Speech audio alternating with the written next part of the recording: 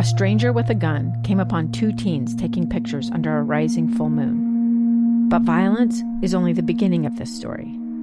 Sometimes I thought, there are no miracles. Yeah, there are, and this is a big one. I'm Amy Donaldson, and I've spent my career talking about how lives are undone by violence.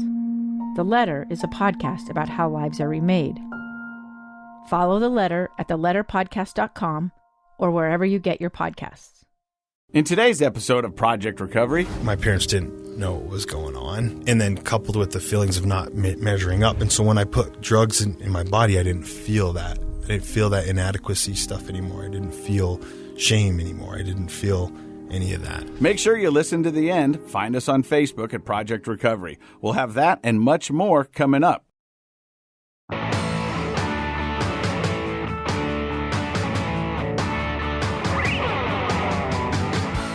Hey, welcome to Project Recovery, a podcast about addiction. More importantly, it's about recovery. It's brought to you by our friends at knowyourscript.org. They used to be use only as directed, but they wanted to kind of stretch out, reach out, and educate everybody about the opioid epidemic. And this is a great place to get all the information. Now, Dr. Matt, when they're talking about Know Your Script, it's kind of a 3-part solution to the opioid epidemic. The first one is know your script. Know what your prescription actually says. Right. I don't think a lot of people read past the take twice a day every 4 hours. I think unfortunately, we're just in that mindset of the doctor knows what they're doing, and so we'll just take what we're given. And consequently, a lot of people have no idea.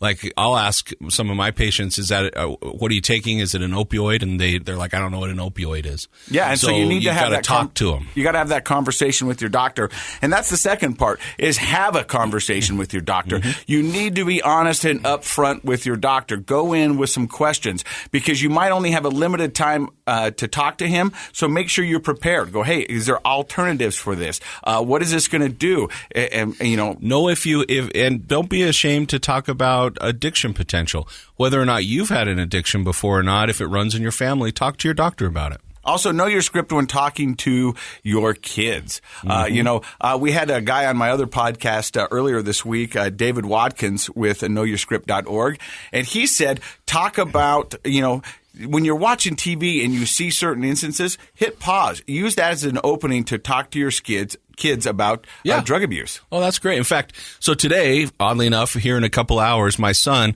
who's 17, is going in to get a surgery. You know what he's getting a surgery for? What? Third nipple removed. True story. You know who else has a third nipple? Who's that, you? Mark Wahlberg. Oh, there you go. He's in good company. The triple nipple. So he doesn't like me talking about it, but we'll just talk about it in public here for a minute. Anyway, so he's getting the third nipple removed, which I always thought he ought to keep. This kind of makes you unique. But we talked about it on the phone today. His mom's going to take him in, and we talked about, that he doesn't need any sort of opiate for pain management after that. Tylenol and ibuprofen will be fine. And so that's what my 17-year-old is going to talk to the doctor about. So that I want him to know his script, and he's old enough to talk to his doctor himself. I love that. Hey, just so everybody knows, we're back in studio. It's been about a month and a half. We're excited about our guest today. His name is Tyson Dixon. He's with Renaissance Ranch. We're going to hear from him in just a second. But Dr. Matt, this first part of the podcast, I kind of like to share my life with you. I know. I love it. So I'm taking Frankie to dance the other day. And we stopped by the Maverick. Why? Because Daddy needs his Diet Mountain Dew. Oh, okay, good. And we walk into the Maverick, and I get my Diet Mountain Dew. I get my share bag of M&Ms, which I don't plan on sharing with anybody, but That's what I get. And as I'm checking out, I look over to the left, and there's this young lady, and she's crying. Oh. And she's on the phone, and it just kind of, I wonder what's going on. And so I pay for my stuff, and I look around, and nobody's talking to this girl. So I walk up to her, and I go, "Are you okay?" And she goes, "I can't get on the bus, and I can't get home, and my parents are at work, and I don't know what to do." And I go, okay, stop. How old of a girl is this? 14. Oh, she's pretty young. And I said, well, take a deep breath. It's okay. Where do you live? And so she explains to me where she lives, and so I'm sitting there, and I go, I don't know what to do, but if somebody needs help, it's my obligation to offer it or see if I can find some way to help this young lady out. And where she needs to go is on the way to taking my kid to dance. And I said, well, if you don't mind, I can drop you off at your house. And she goes, that would be great. Both my parents are at work, and I don't know what to do. And I said, it's okay. It's okay. You got a mask? She goes, I got a mask. I said, put it on. And so here I come walking out of the Maverick with a 14-year-old girl, and my daughter's in the front seat. And She's like, I go, what? hey, we're going to drop this girl off. And she goes, okay. You know, and we get her in the back, and we're talking to her, and, you know, silence drives me nuts. So I start asking questions. Right. He's like, hey, how you doing in this year that we call a dumpster fire? She goes, it's been tough. And we go back and forth, and we get her to her destination, and we drop her off. And she's very thankful and very grateful. And I go, no problem. Just have a wonderful day. And we get back in the car, and Frankie goes, what was that, Dad? And I was like, well, when someone needs help, you offer to help them. Yeah, yeah. And she goes, I think that's pretty cool you did that, Dad. I said, but Frankie, if you ever get in a stranger's car, I'll kill you. Right. You know, I said, that's not a good thing to be getting in a stranger's car, you know, because you don't know what people's motives are. You don't know what they're thinking. Right. And, you know, I've seen CSI Better safe enough than sorry, yeah. to know that people prey upon situations like that. Sure. So we get her home, and as we're driving to dance, me and Frankie are talking a little bit more, and she goes, Dad, do you think that lady's going to go, hey, was that the guy that got the DUI that used to be on the TV that gave me a ride home? And I was like, I don't know if she's going to say that, honey. She goes, That think would that's gonna be a weird story? wonderful dinner conversation at their house. Yeah, like the parents are like, who gave you a ride home? I don't know, Dad, but he looked that like guy a who got the DUI on TV. I'm pretty sure it was him. No, that couldn't have been him. It was totally him. Yeah, he's giving rides now. Yeah, you know. So that Well, was let me ask you this though: what if your daughter Frankie hadn't been in the car and you'd been alone? Would you have still offered to give her a ride, or what would you? How would you have handled that situation? Wow, I didn't even think of that. Yeah,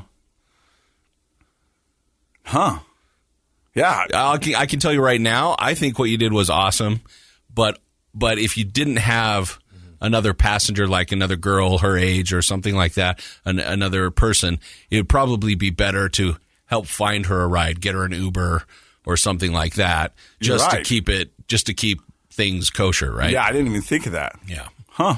Yeah. See, that's why you're the doctor. Well, liability's on my mind often. There you go. Hey, so once again, we're back in studio. We're excited about our guest. Now, Dr. Matt, when we talk about addiction, we often refer to it as a family disease because it really does affect the whole family. And we've had many guests on the podcast talk about their addiction, how it affected their family. Right. Well, our guest today is Tyson Dixon. We've had his parents on the show. They're also a sponsor of this podcast, which is Renaissance Ranch, which is an amazing facility doing wonderful things. But before they got, Tyson and his brother Preston, who had the addiction. Now, I want to know if this is correct, Tyson. Your mom sought help before any of you for herself. Is that correct? Because she had offered you guys some stuff and you weren't so sure if you were going to take it, but she was like, I'm going to find out about this disease. Yeah, Mom definitely wanted to figure out what was going on. She kick-started the research for sure, and called a bunch of places and started going to meetings. That's where it started. I actually think that the Dixon story, your parents who've come in and now you're coming in to share your side of the story. But I mean, I think that's one of the coolest examples. I don't know if coolest is the right word, but interesting examples of how an addiction affects the whole family. Yeah. Because of how your parents jumped all over figuring out what was going on. I think that's just unique and amazing. Maybe it's not unique, but we haven't had any stories quite like that. Cool. Thanks. Yeah. Appreciate that. Yeah. Kudos to your parents. I think I'm just lucky. I'm really lucky, really blessed. I think you've got great parents. I think that is. I think Casey and I both wanted to be adopted by your parents after that episode. Their energy is so infectious. What's interesting, right, is like, being in recovery, Casey, we see dramatic transformations in people's lives, and which is awesome, right? It's beyond badass to see, to experience that. When you don't think of parents and or codependents or loved ones having as a dramatic of a change of character, personality, right, temperament. And I'm telling you, my parents have both had, I think, just as a dramatic of a change of who they are as people through recovery. and the same steps and process we go through, the same emotional work and hard stuff that we lean into. They've done that, and I'll tell you, they're completely different people than what they used to be, particularly my father. I was going to say, I got too. the sense that your dad was kind of like the typical dad, dude, just working, busting chops when he got home from work. He was doing that thing. And now he seems like this really sensitive, intuitive, like connected dad. Yeah. Is that right? I think he's always had that sensitive nature.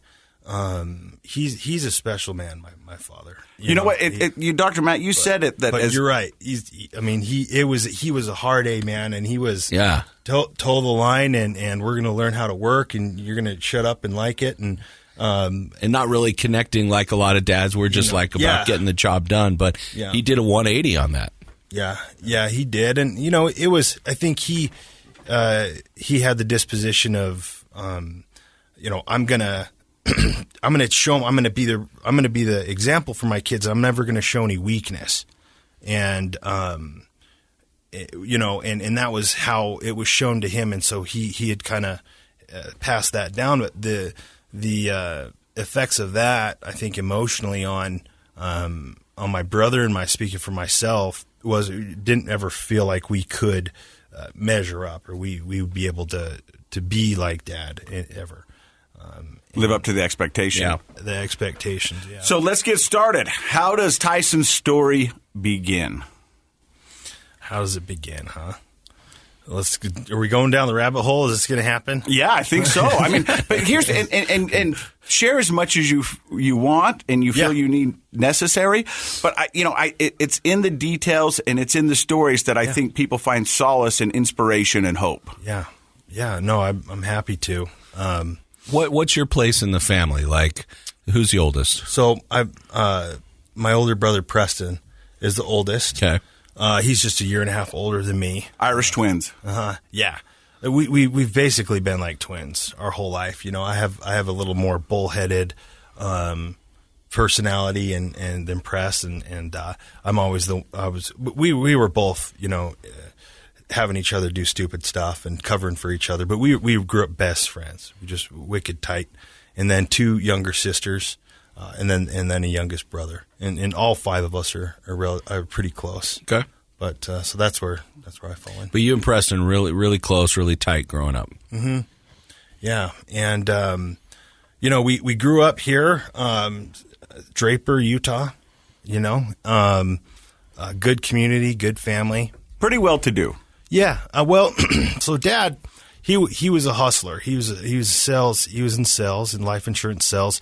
And he started his own company around the time that we were in middle school, and so between then and he was always in a very stressful environment. He was gone a lot, doing national sales and trainings and different things. And he when he came home, he wouldn't be there a lot of times, or he wouldn't want to. I remember feeling like I don't really want to be around Dad, and having that feel. And I think that, and some of these things are pertinent. I think looking back, I mean, when I started using drugs and alcohol when I was 14, 15, I wasn't aware of any of the emotional issues that I had. I mean, I couldn't place them. I didn't identify them as unhealthy emotional responses or thinking errors or anything like that. You kind of don't when you're that age. And, I just knew that, my wife and I were talking about this the other night, everything that we were learning at church, we learned at church and everything like that. And then you go to school and you hear very different messages, I'm like, well, this church religious stuff doesn't seem like that fun, I mean, I think I'll go this direction, and I'll figure it out by myself. I'm gonna find it out, and I've always kind of been that way, not really good at taking directions or,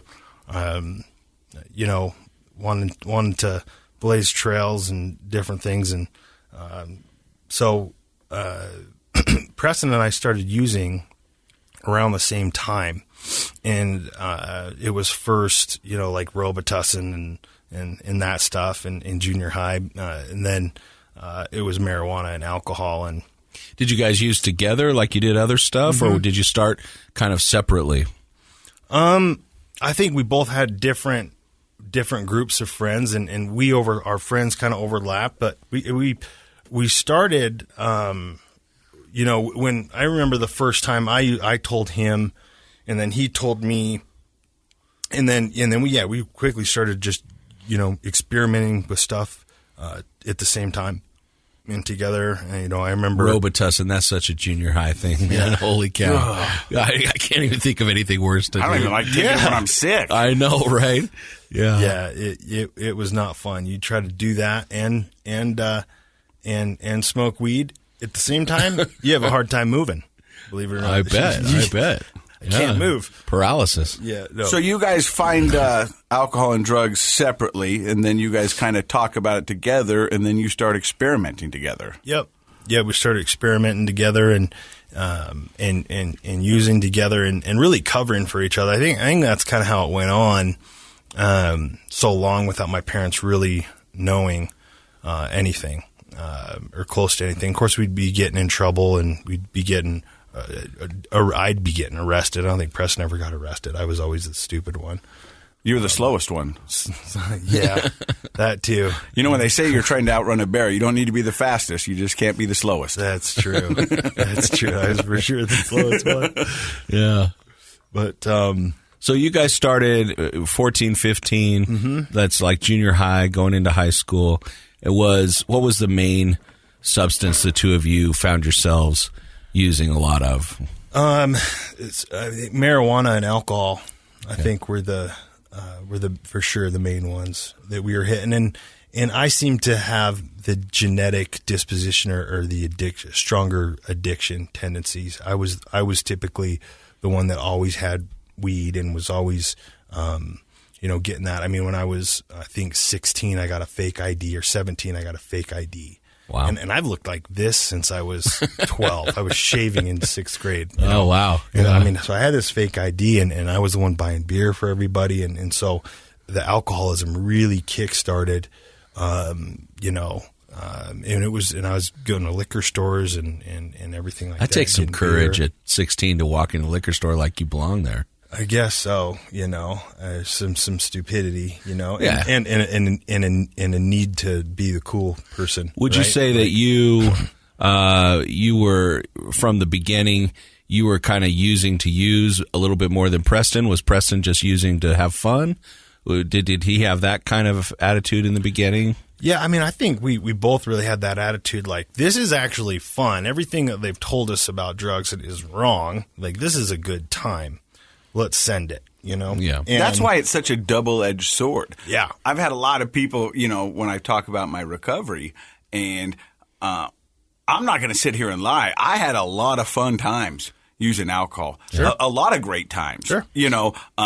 Unfortunately, the bad times trump the good times 100%. Yep. Right. But that's how it gets you. At first, you're thinking, why, this can't be that bad. Right. This is kind of cool, actually. Well, I think Preston brings up a good point, and that's why I feel like you ought to be honest with kids, especially teenagers, about the fact that drugs do feel good initially. Yep. But you need to tell them the whole story, right? Absolutely. Instead of just telling them half the story, your friends tell you half the story, which is the fun half. For sure. And your parents in church tell you the other half of the story, which is the bad half. For sure. And instead, somebody needs to tell you the whole story. It's sort of like a McDonald's commercial, right? Absolutely. Like you should also see what happens after 10 minutes after you've eaten McDonald's and how you feel. There goes that right? lucrative McDonald's sponsorship. Thanks, brother.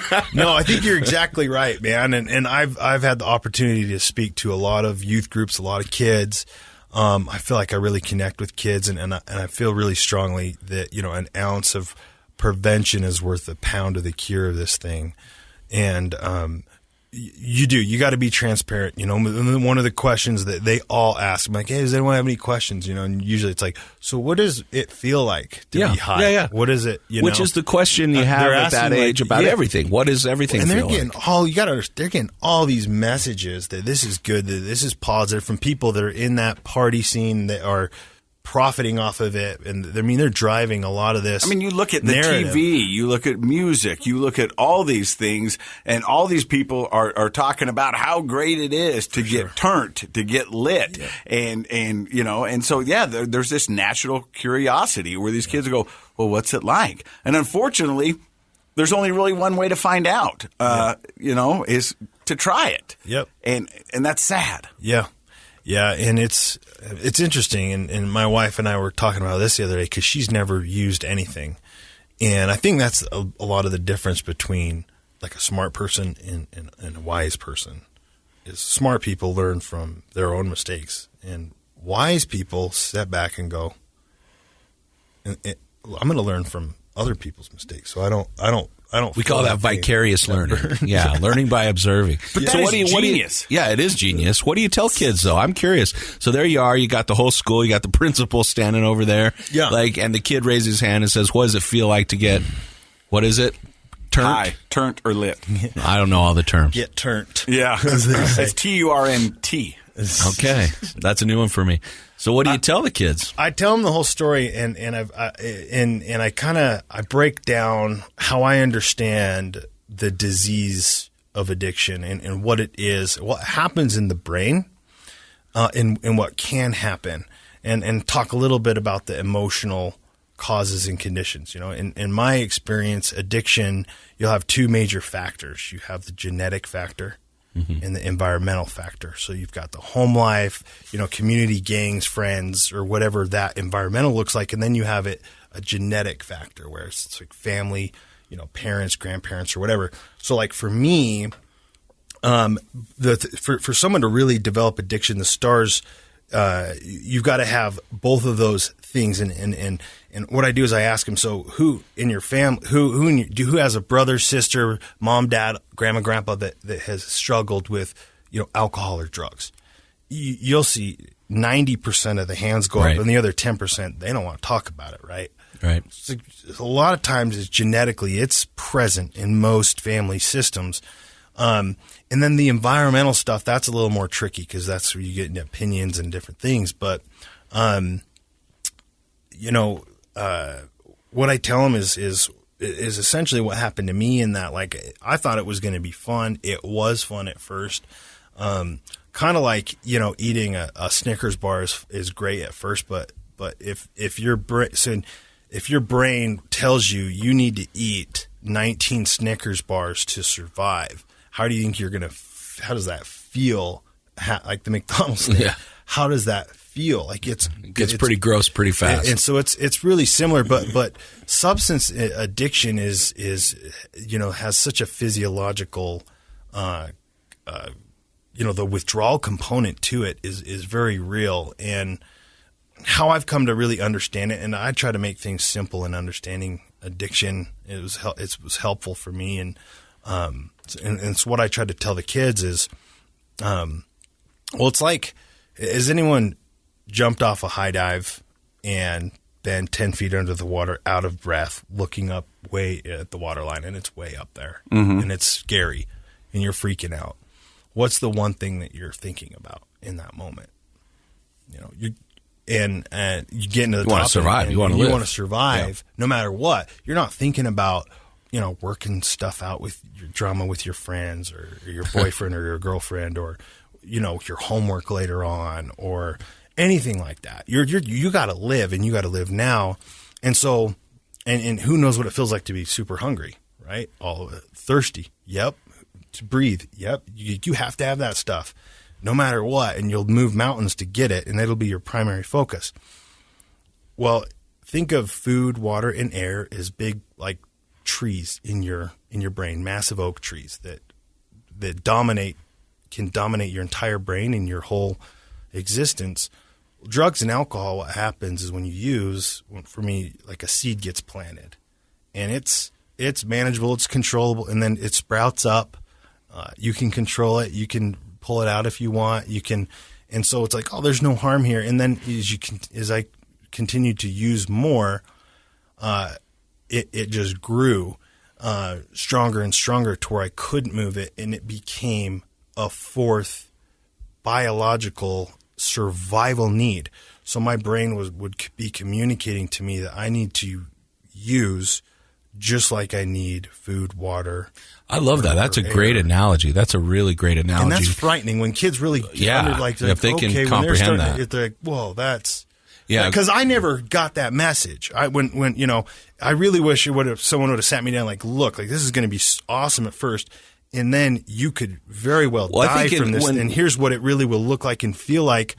And there's some movies and there's some, like you're saying, in the past they used to just do the scared straight stuff. Right. They just told you how awful it was going to be, but then you kind of knew there was all this fun part out there, and people were talking about it, and friends were doing it. And when I was a kid, it was the DARE program and Nancy Reagan. Just say no. Those were the boundaries that we had. Right, yeah. Scared straight, just say no, well, and dare. then, too, there was very little information on addiction and how it worked. Especially in the medical community. I think wasn't it just in the early 2000s where the American Medical Association classified addiction a neurological brain disease. A disease. That's correct. And a lot of that has to do with technology, and we now have the ability to measure what's happening in the brain much more than we did back in the 80s or 90s or for sure. Whatever. What they're finding now, and what's interesting about all that research and science, is that it's basically summed up in 1939 in a chapter called The Doctor's Opinion in the Big Book of Alcoholics Anonymous. Okay. It's really interesting that, like, back then there was a really good understanding, and they didn't call it a disease, they called it like an allergy. They're like, we find as alcoholics, addicts in this class, develop this allergy that differentiates them and sets them apart as a distinct entity. Oh, so that's where that comes from. I've wondered, because I've heard people use that term allergy before. Yeah. I didn't know where it came from. I'm allergic to alcohol, and I go, what? Yeah, I didn't know where that came from. Okay. Yeah, and it's different in the sense of but that's a good way to explain it to kids as well, is like, who knows someone that's allergic to bees or peanuts, and a lot of people raise their hand like, so what happens if your friend eats some peanuts? Give them a peanut butter and honey sandwich. What'll happen? And who has seen what happens? Yeah. The throat closes up. They go into anaphylactic shock. It's frightening, They can't have peanut butter. Doesn't that suck? Who loves peanut butter? Peanut butter's what's up, right? It's amazing. It's awesome. It's the best. It'd suck if you can't eat peanut butter, right? And so it's like, so I can't I realize today I can't put drugs and alcohol into my body because I have an allergic response. But addiction is different, right? Because it's a developed thing. It just doesn't happen like, you use once and you're completely hooked and you have that. And that's the elusive nature of alcoholism or addiction, right? Is because at first it's controllable. And it is. This isn't the massive oak tree that you can't move yet. And until it crosses that threshold, so sitting down with guys at the ranch who just come in and you can just see it in their face and their eyes, because people that when they need residential treatment, they've crossed that line. Yep. And it scares them because they realize they don't have control of their decisions anymore. They're not calling their shots. They're diseases, and hopefully we can get help before we've really burnt the bridges too badly, or especially lost our lives. Hey, stick around. More from Tyson right here on Project Recovery. I'm Dave Cawley, investigative journalist and host of the podcast Cold. Don't miss Cold's new Season 3, where I look into the unsolved disappearance of Cherie Warren, a woman last seen leaving her job at a Salt Lake City office in 1985. Police cast suspicion on Cherie's estranged husband and boyfriend, but never made any arrests or recovered Cherie's remains. Find Cold Season 3, The Search for Cherie, anywhere you get your podcasts. Welcome back to Project Recovery Radio right here on KSL. I'm Casey Scott. My co-host is Dr. Matt Woolley. He's a clinical psychologist. Our guest today is Tyson Dixon, CEO of Renaissance Ranch. It's fascinating to sit down here and talk to you about this, because the way you describe it, the way you talk about it, I think is going to help our listeners so much. I mean, you've got such a way with words and describing the disease of addiction, and we appreciate that. But we also want to hear a little bit about your story. Yeah. Because when we had your mom and dad on the podcast, your dad's a big man. I mean, he's got a presence about him. Yeah. And when he talked about the time coming to see you in jail, where you had ankle bracelets on, you had handcuffs on, wrist to waist. You're cutting right to the rock bottom, huh? Already? Well, no, Let's do it. But, no, yeah, I mean, man. That was. I mean, when did your weed become an oak tree for you? I guess. Yeah. No, so it's progressive, and I got basically the same story as most of us. Start drinking and start using more and more and more, and then it becomes twice a week, 3 times a week, every other day. Then it becomes an everyday thing. And so by the time I was 17, like I said, I had a fake. I had to have something in me every day to feel normal. I had to have some either weed or alcohol, some chemical. Sorry to interrupt, but and I know Preston's not here to tell his side of the story, but was that the same for Preston or different? I'm kind of fascinated by this because you guys are both so close in age. You share a lot of the same genetics, but you started off today saying you had more of the addiction gene than he did. Did he progress to that level as quickly as you did, the needing it every day, or did you see a difference between you guys? That's a good question. I think he was closely behind. I think the needing it every day.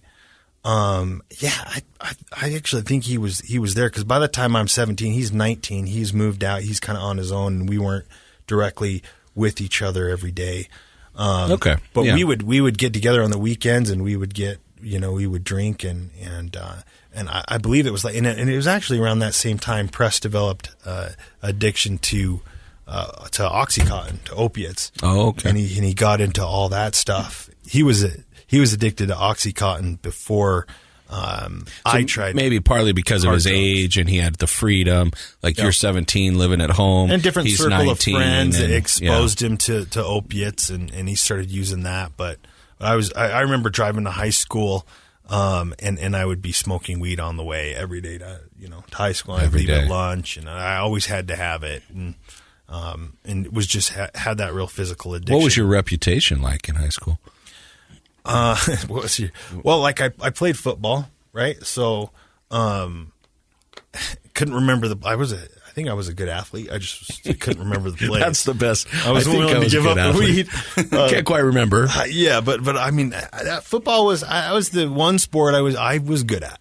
You look like a football player. I'm not good at any other sports. I like doing other stuff. I love it. I'm not very good at other stuff. I was good at football, but wasn't willing to give up my addiction. And but so I think I wanted to do anything possible. When I'm 14, 15, to be cool, to fit in. That was the pinnacle of what I wanted, no matter what. So whatever it took. If it took objectifying women and doing that, I was going to do that. And that's a big part of my story as well. Is going that direction and treating women, looking at like objects, like gets unfortunately portrayed out there as well. And that, I think, from an emotional standpoint, instill a lot of emotional shame with the religious shame and stuff, right? So you mean like kind of that locker room talk, kind of objectifying girls, and then objectifying, and they were sexual conquests. Yep, and then conquesting out, and who could do this with what girl, and so did you have a kind of an player? Identity. That became sort of an identity of mine. You're kind of a player in high school. People knew you that way. Yep. I mean, I went to 3 different high schools because I would, mess around with all these girls, and they'd catch on to me, and so I went to a different high school. And you actually changed high schools so you could get more girls? 3 times. Wow. 3. That's because they would catch on to me. But you were definitely into the girls then. Yeah.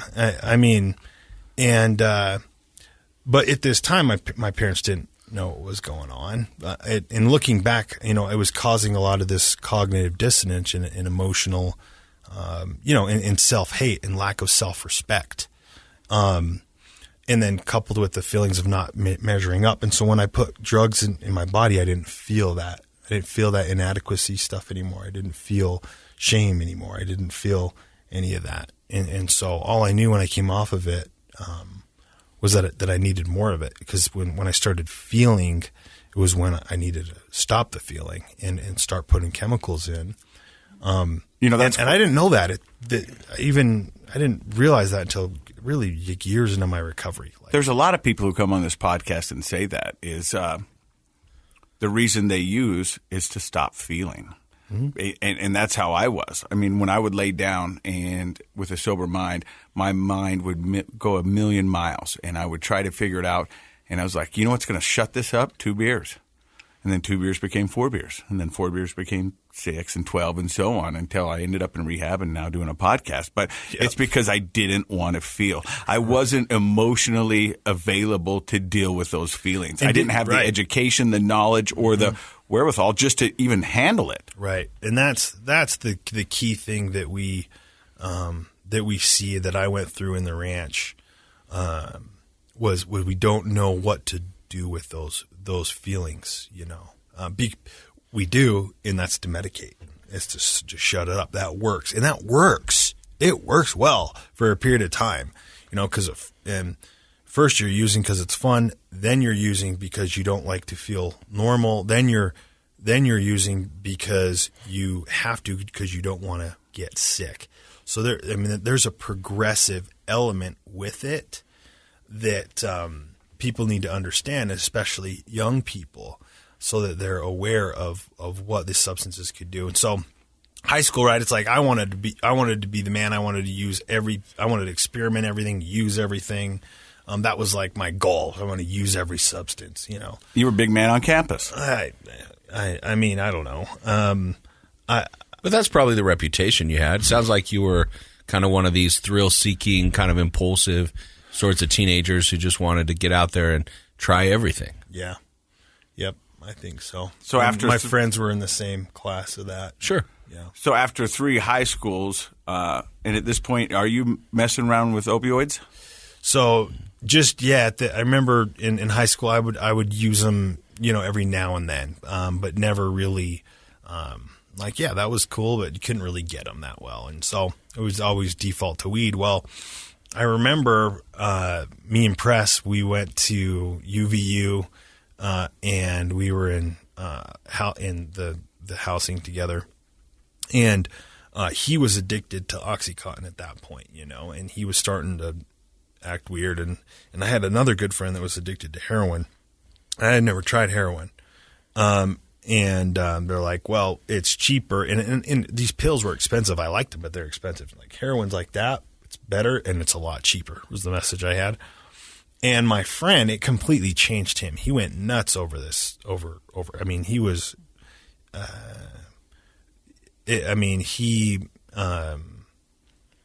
if you know a heroin addict, I mean, his whole personality had changed, hyper fixated on it.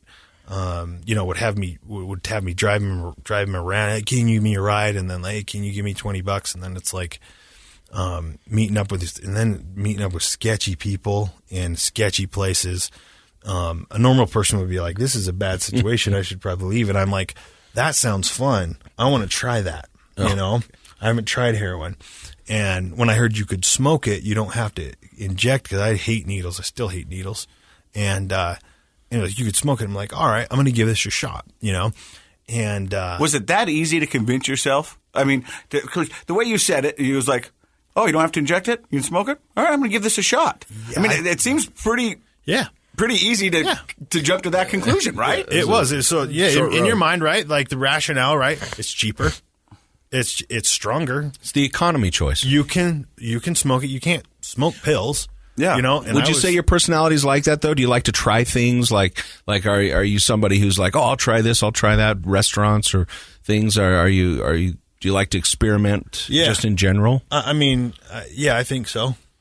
I think so. Because I think what Casey's freaking out about is he's like, sketchy people, smoking heroin, and you were just like, yeah, I'll try it. And I think he and I are both going, no, I don't want to. And I'm a pretty adventurous guy. Yeah. And I'm like, you're checking a lot of no scary. boxes for me, man. Checking a lot of no boxes. I'm like, yeah. Well, and I mean, right, but how he was so focused on it, wanted it, and it had kind of been around, and I'd maybe had the opportunity before, but was a little scared. Like I kind of wanted to see, and this was just an opportunity to use it, and then I did, so I was smoking weed every single day, up and like at this point it was at an all time a lot. How old are you now? About 20? 18. 18. I'm 18, first semester in college, right? Attempting to go to college. And I went from drinking probably like every other day, smoking weed every day, to immediately doing heroin every day. So after that first session with heroin, you were hooked. Yeah. I was like, oh, this is better than weed. I'm going to do this. This will be my new thing that I have to put into because I'm right in the mode of I have to put something in every Still day. trying to numb out those emotions. This will be my new thing. This works So better. how did it make you feel? Like that? Do you remember that first time smoking heroin? I mean, you know how when you go to sleep, how it feels good. Mm-hmm. You're like, oh, this feels great. I love sleeping. It's like that. And I've learned that that's because there's natural opiates that your brain makes that put you to sleep and feel good. It regulates your pain sensors. Right. So it's an injection of additional opiate responses in the brain. That sort of made me late good for work the other day. I woke up and I was just laying there. I'm like, I feel amazing. I don't want to get out of bed. I didn't want to get out of bed. I'm too old to feel amazing when you wake up. You feel sore usually.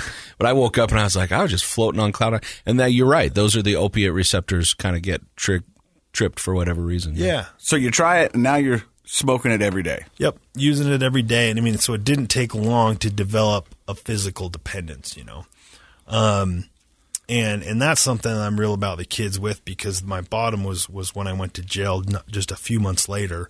The short version of it, right? I'm a 190-pound linebacker in high school. Graduate high school 9 months later. I am a 120-pound heroin, cocaine addict in Salt Lake County Jail 9 months later. That seems pretty quick. Wow. That's quick for all of that. The decline went hard and fast. And I had never stolen for weed or alcohol. I had never done anything criminally related.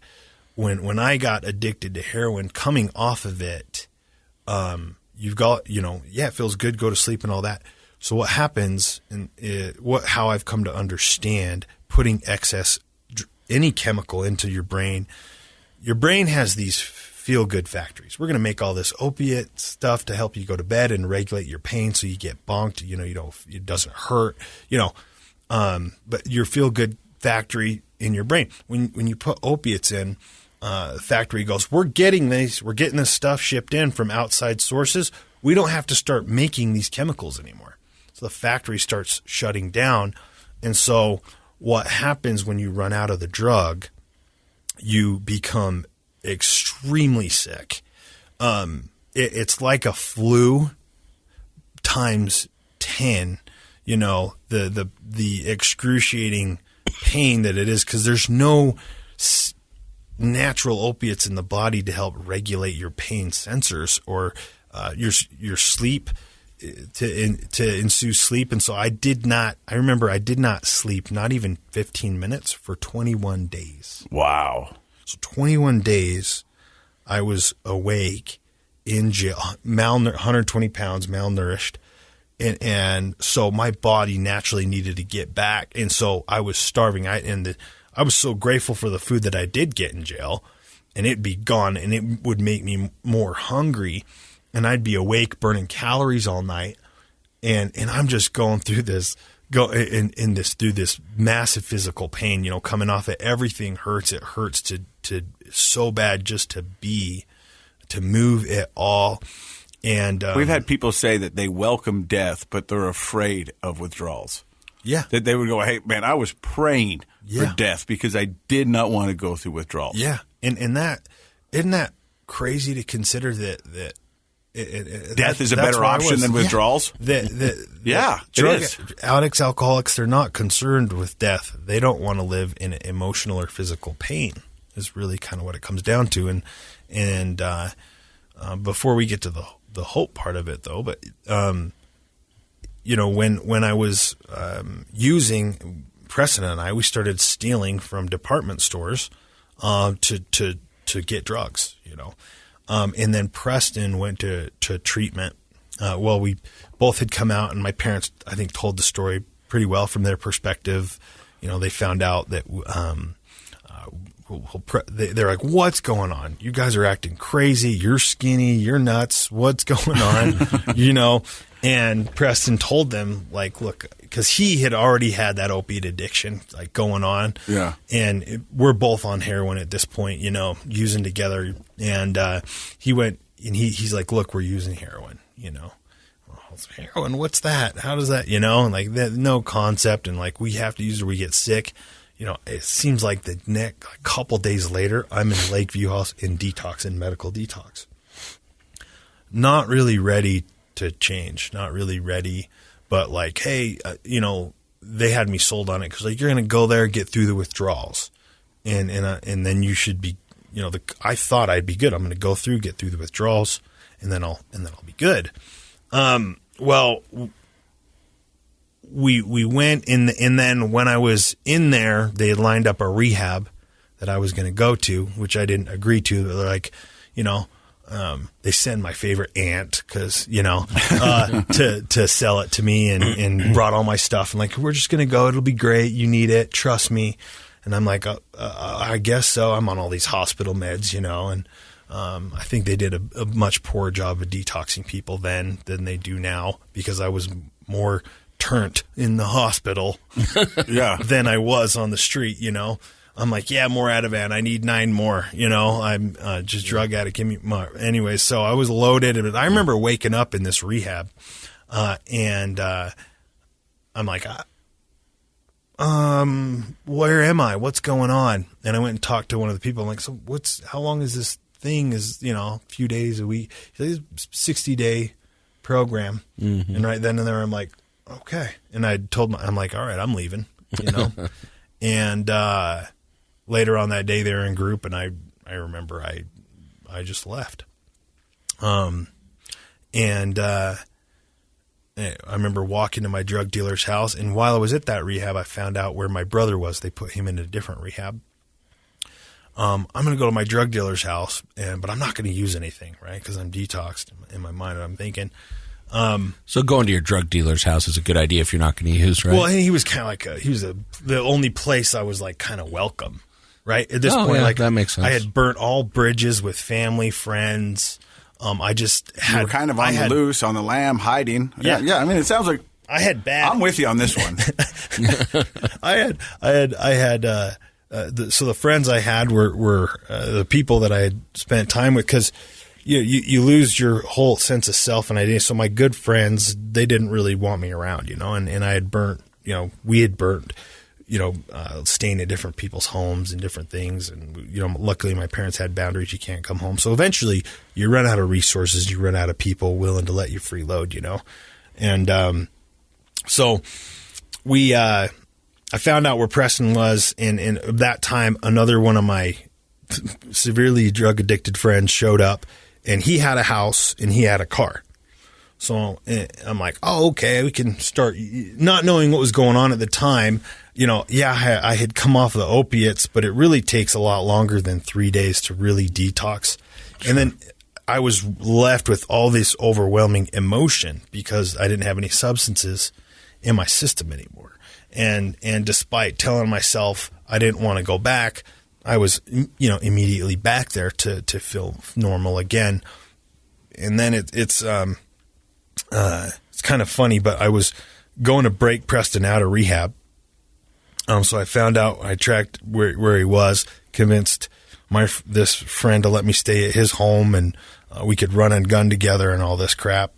And so I'm going to go get Preston. And I went there and planning a jailbreak. Is that what it was? Yeah. I'm like, let's go. And luckily they had some skillful staff there that called the cops on me. And then they came in, and then I just went using hard with this other kid and for a month, using as much as really I ever had. Back to heroin. Oh yeah. And then using cocaine frequently as well. Just more and more, eating every few days, because when you have $10 or $5, and it's like, do I buy food or do I buy drugs? You buy drugs, and the drugs make you not hungry. And so I got quickly just really, really skinny, and had lost contact, had lost really all the meaningful relationships of my life. And the thing is I didn't care. That's what's a little baffling with this illness is you completely lose feeling in the sense of, and like I said, the diving board in the underwater analogy, all I knew is I had to keep using heroin to feel normal. And when I would have it, I would be incapacitated and incapable of doing much else.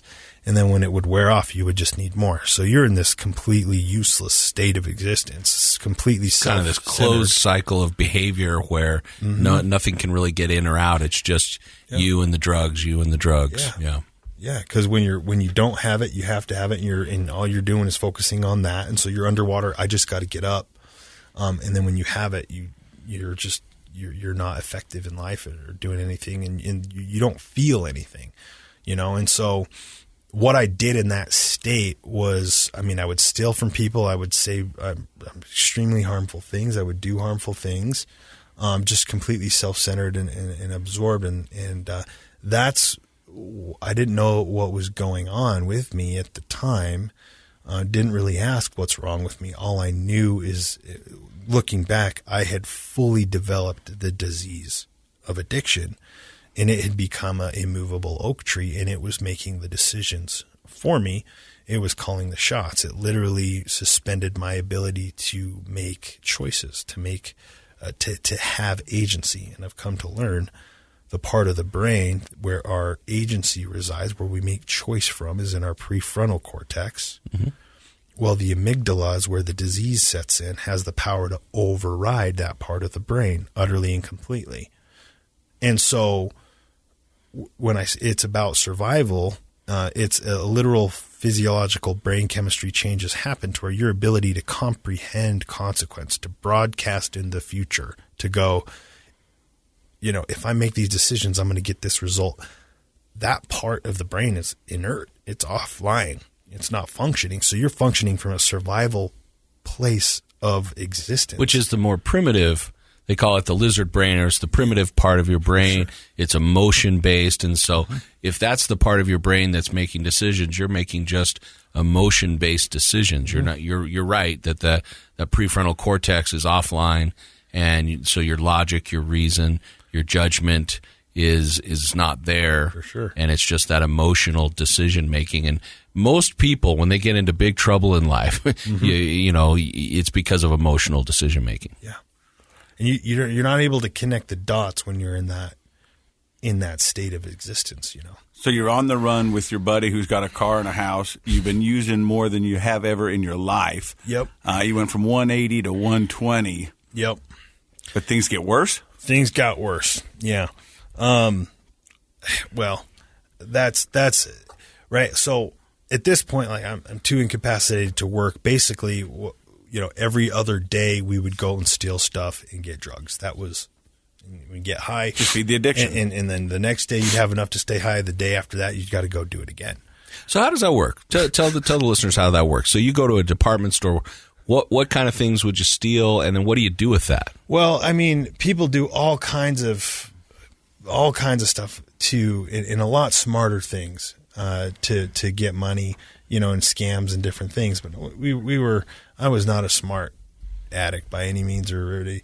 But what we would do is we would go in a store and we'd basically get designer clothes that we would trade directly to the Mexican mafia, the drug dealers, and they would tell you how much they'd give you for the clothes. And so if you, in our mind, if we had clothes equals trade drugs, system. Clothes equaled drugs. Okay. We would go steal the clothes, take them to them, and then they would Get the trade us. designer stuff with the tags on it. Yep. Yeah. Okay. Brand new stuff, and they would give. So it was like, oh, okay, this is simple. And we coordinated a system, right? One person drove, and one person would go in, load up their hands, and run out, and we hop in the car, and you drive off. So you weren't subtle about it. No. You were just smash and dash sort of. Grab. Yeah. I mean, we tried to be subtle in different things, and but there was only so many places you could do this to, and our other friends were doing the same things all over the valley, and so I think places were getting fed up. So we almost, what stimulated Preston really tell my parents is one day he'd gotten caught, and well, he didn't get caught. He got wrestled to the ground, and he got up and he ran, and a security guard was running after him,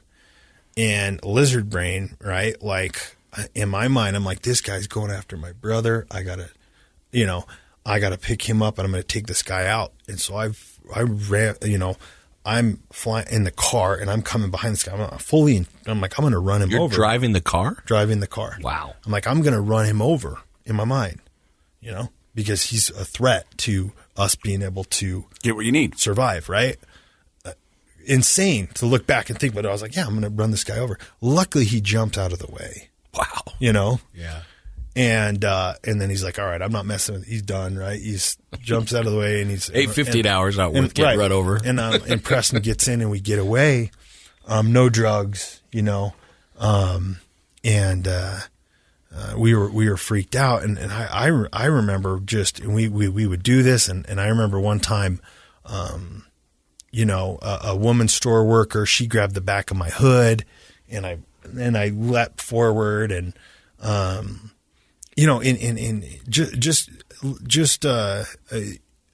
Stuff that you can't believe that you would do.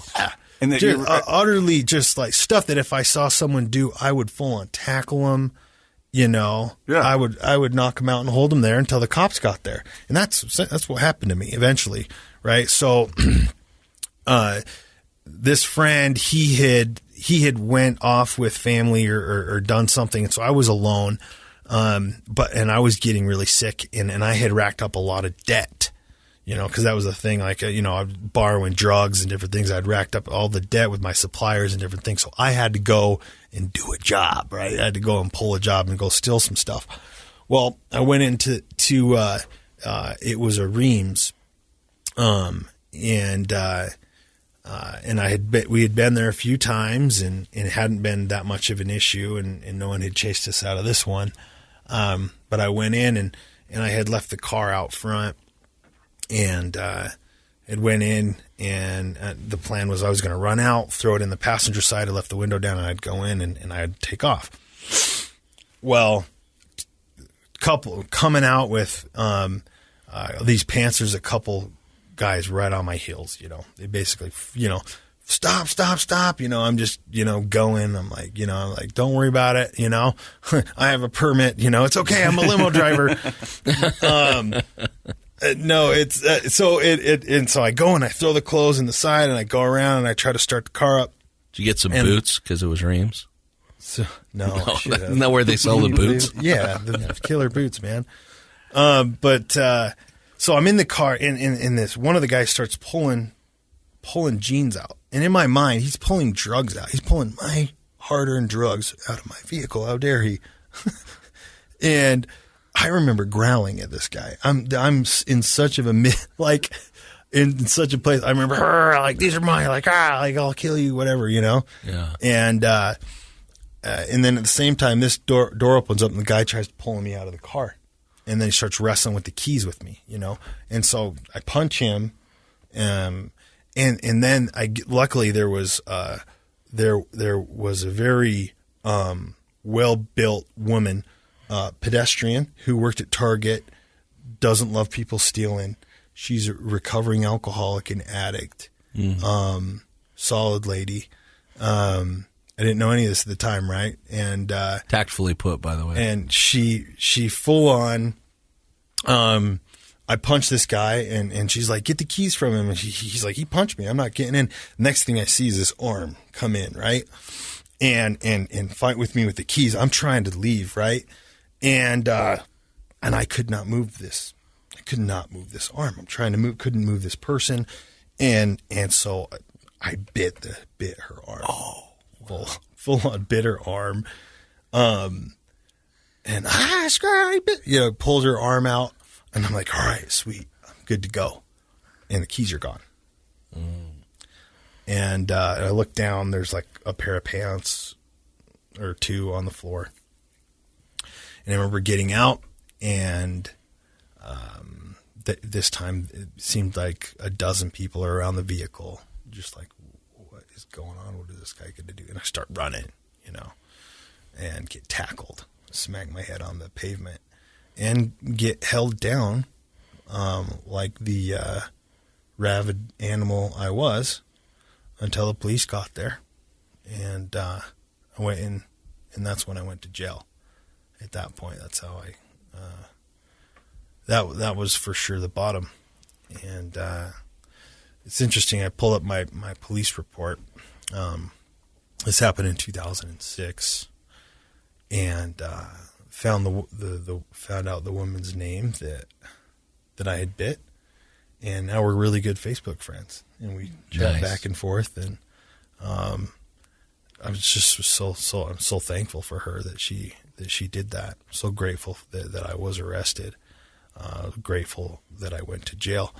And at the time, being there, at first it was all shock, but when the sickness really set in and the withdrawal set in, it was absolutely right, painful, extremely painful, no sleep, hungry all the time, all that, right? Just real solid suffering, deserved, and I remember it hitting my consciousness, like, this is what karma means. I have committed so much wrong and been so selfish and self-centered, and that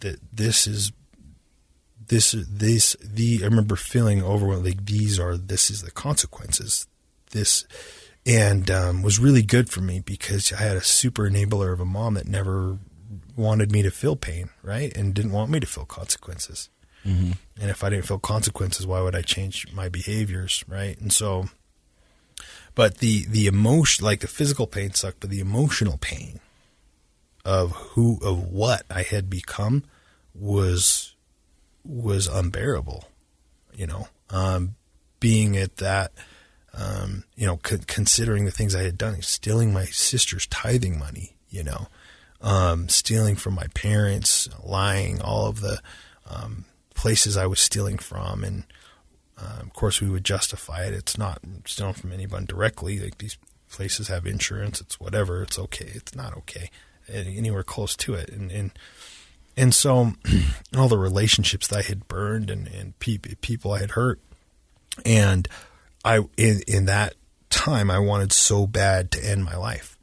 I'm like, I have got to end it for sure. Like, not only am I in physical, emotional pain, but there's no other, I can't stop using. I wanted more than anything to use heroin, and nothing was going to, if I got out right then, I was going to go use it again because I was so sick. So I'm like, I'm going to be stuck in this existence. This is how it ends. Like, this is how it ends for me. Yeah. Months before, this is not who I am. I'm a regular LDS kid from Draper, Utah. This is where I am. How did within 9 months, you went from kind of an average kid to not an average kid. He went from big man on campus. That's true. Yeah, alcohol. So by the time I turned 21, I was already alcoholic. I had all the alcohol I could want. And I was like, I was sober when I turned 21 first. But in that state, I wanted so badly to die, and I'm so glad there was no effective way to kill myself, because I absolutely would would have. I remember like I just want a gun with one bullet. That would be awesome. Like I really, really would. Like I'm going to jump off, and if I jump off this top tier, if I hit my neck just right, my head, I could. So you're really thinking about it. Oh yeah. Yeah. But I was like, I'd probably just break something, and it'd just be worse. And so, I was in there and stuck it out. And how long did you do in jail? Like 900 years, No, it was 30 days, but it felt like a life. I don't know how, but it felt so long. It felt a lot longer, and because I was a crazy rabid animal and bit and punched someone, I got to go to maximum security. So I'm in a 23-hour lockdown cell for 23 hours a day with a legit sociopathic, roommate. A really, disturbed soul of a roommate. So what happens after the 30 days? Where do you go? So in there, and it was first time in there. I'd remiss if I didn't mention this, is that my parents' bishop showed up. He looked very familiar, and I wanted nothing to do, felt no sense of worthiness, to have church help or God help or anything like that. And had essentially convinced myself that it was all folklore and like Santa Claus stuff, maybe, not real, just religion and spirituality was something to make people feel okay with themselves, maybe feel like they've got a sense of security, but it's not real, But this guy, he sat down and I couldn't have any visits in maximum security, and he became one of my best friends, and he would come every few days because my family no one could come, and that's why I saw I had just a really good example of a good man, and so that was my I guess reintroduction into maybe a different way of living, and so I get out of jail. And, I had all these, I got the charges kind of reduced, and then they let me out of jail. And I wasn't going to use heroin, right? Cause I've gone through the withdrawal process, 30 days clean, and not going to use it, but I can sure drink and smoke weed. I'm going to do that. That hasn't caused any too serious issues and problems. What I did not know was when we put the allergy, if you put it goes for any chemicals, once you develop the allergy, any chemicals re-stimulate the allergy and the disease reactivates. And so it wasn't even 2-3 weeks to where I couldn't drink enough. I couldn't smoke enough weed. I had to have it, and went back to using heroin, and was like, I'll just use it every 3 days, so I don't get physically dependent. You're negotiating with your disease. Yeah, I'm negotiating with my disease. I'll just use it every other day. And at this time, my brother was in treatment. The other thing was when I was in jail, I got a letter from Preston, and he stayed in treatment, remember? And the letter is a completely different person. I'm reading, like, who is this person? But he said he felt alive. He felt hopeful. He was grateful to be sober. He was, a key thing he was learning is that we were wrong about God and stuff, cause we both sold each other the same, which come to find out, I'm really grateful that we were really wrong about God. And he's like, dude, when he started, I felt hope for the first time that things could be a little bit different, and maybe things could, maybe I could live a different way. And so treatment kind of reading his letter made that hope kind of come back. Mm-hmm. Yeah. Reading his letter that's the first time I really felt maybe a little sense of hope but get out and convince an ex-girlfriend, I'm a changed man and this and that. And, let me mooch off of you and stayed at her place, and like I said, within a little bit, I'm back on drugs, and that's all I care about. And again, I've got charges, at this point, my parents had started to really get some help, like what to do with me, and I'm pre-contemplative, and so they're, and I'm this, a strong personality. It's got to be my way and my ideas, and this and that. And anyways, I went to that same treatment facility, not because I wanted to really get clean, but because the judge or the legal defender was like, judge is going to go a little easier on you on your charges, and or jail time will be suspended if you complete treatment. That was the key thing. So it was like, in my mind, I had to do treatment to stay out of jail. And so I went to treatment not wanting to get sober at all. And this is why treatment takes a couple times, because we go through a process of development of change in the first one. And so I went in and not wanting to change, but the treatment was really effective because, I had finally gotten to that place of, I had a good example. Preston had gone through and it started, and he had paved the way for me in doing this and understanding recovery. And but I remember going, and I went to the Ark of Little Cottonwood. It's not there anymore, but in this place, I was thinking about it. There's like 8 or 9 other treatment facilities, all of people that worked here or were a part of this place. And when I was there, they were all there. There's a lot of really powerful individuals that helped me so much, and I'm so thankful for to this day. And, I finally had gotten convinced that my best thinking had utterly failed me, and that I felt like I was going to get out and use again, and I really didn't want to. I'd kind of been convinced of and having an understanding of my illness and the disease that I'm like, I'm going to end up, like, it hit me like, I'm going to end up in prison. I'm going to die from this. Like, when I get out of here, I have this desire to go back to this same way of living. Mm-hmm. How do I not have that desire to go back to drinking and using? That was the baffling thing. So I felt like I was in a rock and a hard place. I was so afraid and couldn't imagine my life without drugs and alcohol. But you could imagine it with, and you knew where that was going. Exactly. So I was like, in my mind, there was 2 options, and they both sucked, and they both weren't options. So I was at this. I remember feeling I envisioned I'm at a stop sign and I'm broken down and I'm not going anywhere.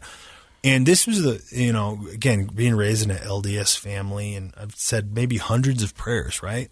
But this was the first time I can say that I prayed in my whole life. 19-year-old,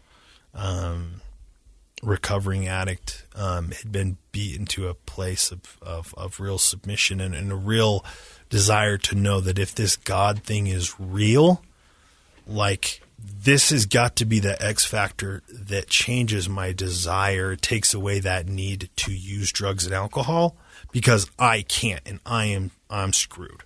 Like, it was like I'm utterly, and so I remember just reaching out into the universe. I'm like, look, man, if you're there, I need you now more than ever.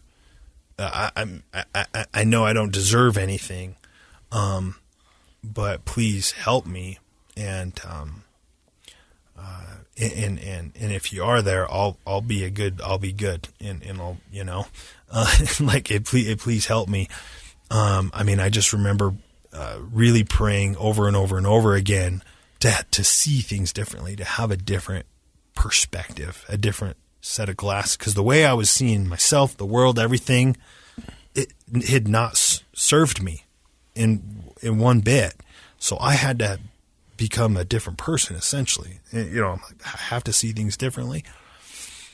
And, I know God comes to some people quick, some people slow. For me, the next day, I felt completely different. It's like my heart had really opened up, and like every experience I would have, everything someone said, it like hit. and it was like dramatically affecting my psyche, my character, my personality, and I dramatically started to change very, very quickly, and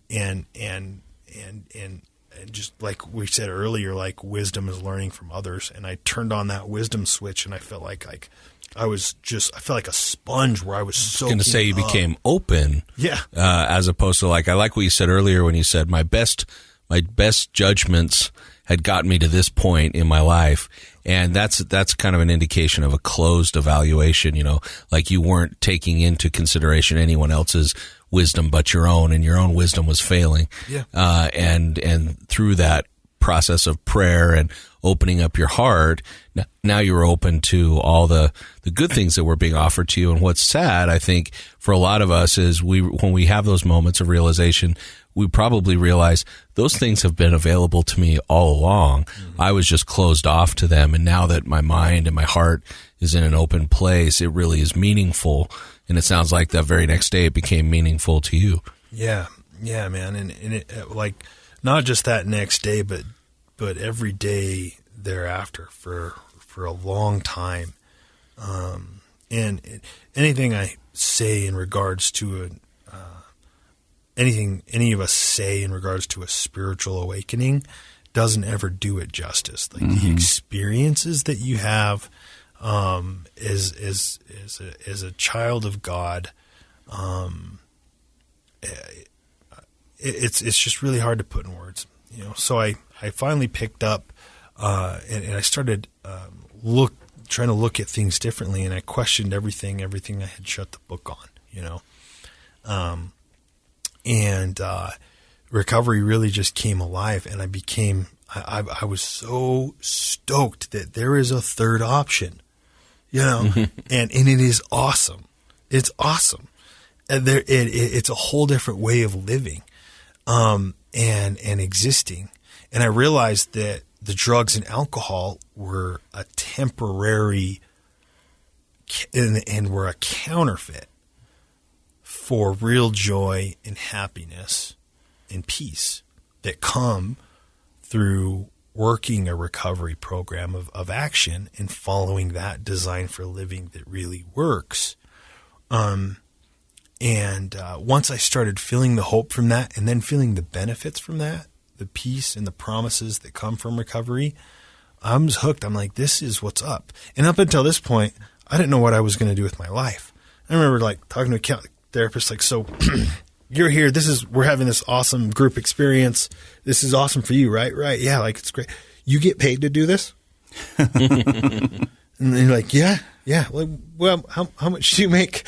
What's going on? And it's like, I make enough to have a family and to, support my kids and to pay off school loans and to have food and have a mortgage and a vehicle. And so, yeah, like I'm like, what? So you get paid to help us? Is that it? And like, yes.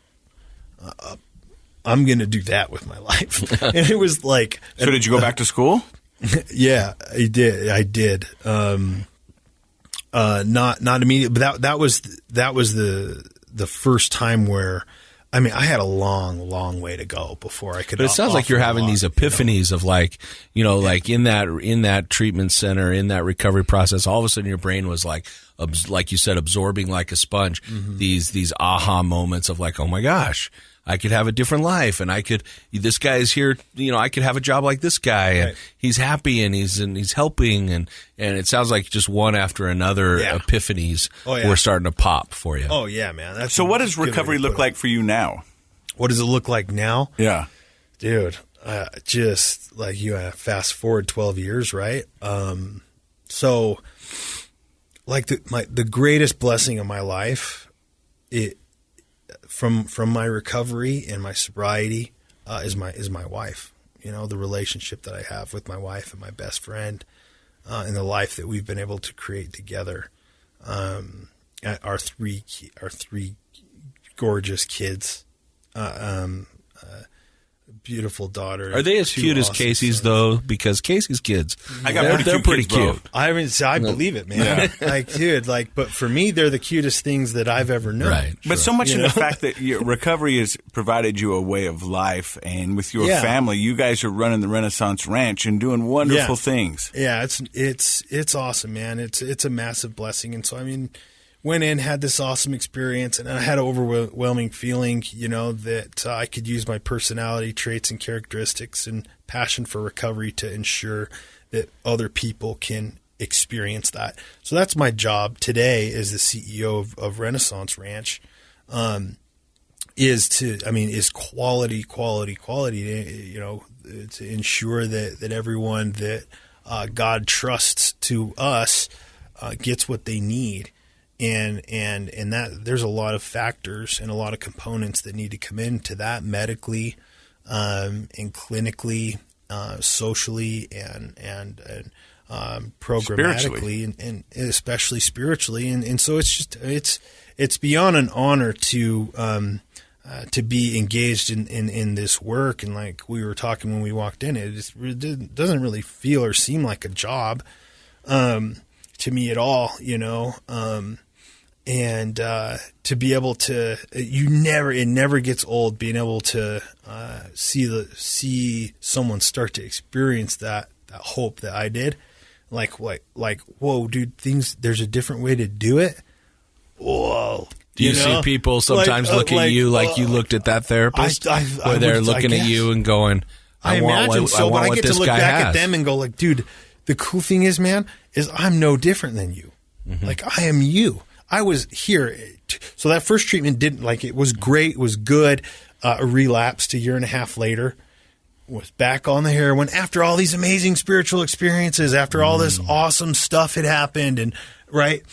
And I'm really grateful for that experience, because I learned that relapse happens way before you relapse. It happens in our thinking, and the incorrect thinking sets in. Then the action follows, and then you're left with the emotional issues again, and discontentment and irritability. And the brain, and we come to know it as a stress response disease. So when the brain experiences stress from stupid things that we might do in life, or trying to self-will things, or relationships, or whatever it might be, when the brain is in a state of stress, right? It's like, I need substances to survive. This works. That's what your brain's used to. Yeah. And I'm like, I got a year and a half. I can drink. I'm for sure not going back to that. And I, at the time, believed I wouldn't be going back to that. A couple months later, I'll just do pills. I won't do heroin. I'm so addicted to pills, and I should probably just do some heroin and manage it. And it just got progressive and progressive and progressive I'm back to that place of, okay, like all my dreams out the window, relationships are starting to go rocky. I'm pawning my laptop. I'm like, I'm going to sell my car to get a crappier car and use the difference for drugs. That was my next plan before I went into the ranch.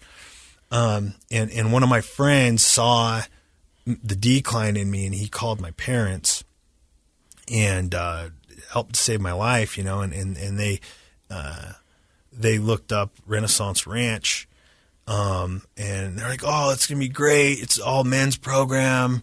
They got this Band of Brothers thing, and it's cool. And, it's spiritually centered and this and that. And I'm like, that doesn't really sound at all appealing. But I do know that I was really happy in recovery. And I'm not happy now. So yeah, like, let's give it another shot, And, man, they undersold the ranch, because when I went there, it was funny, because we first went there, and the guys are out front, like, doing yoga and stuff. And they're like, I'm like, what is going on, but like, I sat down with one of the founders of Renaissance Ranch, Steve Brown, and it was massively instrumental in my experience when I was in the ranch. But, gave me that hope, and I was just ready. I was like, look, man, I don't want to live like that anymore. I need to get sobriety. I need to get recovery back. I need to get spiritually reconnected, and I need a community. I need to support, And I didn't know how bad I needed a sober community. But when I got to the ranch and we have this thing every week, we have alumni guys come back that had time, that had been through the program, their later stages of the program, and just developing real honest friendships and relationships. And we're having fun, and we're having lots of fun in sobriety and recovery. And guys are being honest, really honest emotionally with where they're at, what they struggle with. And we've got the same goals and dreams. We want to get out of this ditch, and we want to help other people. So, that band of brothers concept is one of the other greatest things in my life as far as what recovery looks like today. And we have this tight-knit community of guys that care and watch out for each other and have a lot of fun together. I'm excited. Later tonight we're all going to Lava Hot Springs. We're going to do a big book retreat. Oh, awesome. Hit that. We've got an Airbnb, like 40 dudes. Going up, sitting in the hot spots, talking nuts. about addiction. Yeah. You know what? That's the new face of addiction, is opening up these conversations and letting people know that there is a different way and recovery is possible. I wish we could spend more time, but we've only got this room. Yeah. But so far you've got the longest podcast available, and I could sit and listen to you talk all day long. Oh, for sure. Dr. Matt, what are your takeaways on Tyson? It's always inspiring to have somebody come in and honestly share their story. I think he's kind of reiterating that when you're ready to do it for yourself, then that's when the magic happens. And connection is the opposite of addiction. I mean, I could tell just by looking at him, he is looking forward to going up there tonight. Even though he's been 12 years sober, he's still benefiting from that connection with other people in recovery. So, if a program can do that for a person, it just turns their life around. The thing that I loved about this podcast is, you talked about your transformation from being 120 pounds, handcuffed, shackled behind that thing, to where you are today. You actually had that transformation when you told your story today. You came in, and I could watch it on your body and in your mannerisms and the way you spoke, and watch that transformation. And it was just amazing to do it. I think you have such a powerful way with words, and the way you describe your addiction. I think you are just a godsend to the young out there that are looking for an honest, real interaction with addiction. And I think you're going to do wonderful things. So thank you for stopping by and sharing. Right on. Thanks, man. If people want to find out more information, of course, they're going to hear it throughout this, because we are glad that you're a sponsor here on Project Recovery. But where can they find out information and kind of resources you guys have at the Renaissance Ranch? Yeah. And that's the thing with the ranch. I mean, it's, we just want to help the community. And so we and we're all men's program. So we don't have programs for women, but we have family programs for a lot of times. The addict, like me, I wasn't ready for help, but the family needs some help in dealing with the emotional backlash of things and support. So we have multiple free, and everything's on Zoom now, right?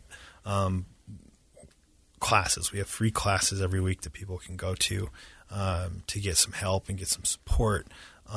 We have two podcasts out. One is for like the friends and family member, and then one is for our Band of Brothers podcast that it's called the Recovery Journal, and this one's a little more raw with guys like me that have been through the ranch and are experiencing this and their stories. That's called the Recovery Journal podcast, and then the one that my parents are doing is the Family Addiction Recovery podcast. And it's a great one. We've had them on there. Go back there and listen to that as well. We hope to get Preston in a little bit and hear his story as well. But thank you for stopping by. You've been listening to Project Recovery Podcast, brought to you by KnowYourScript.org. And don't forget, Project Recovery is a KSL podcast.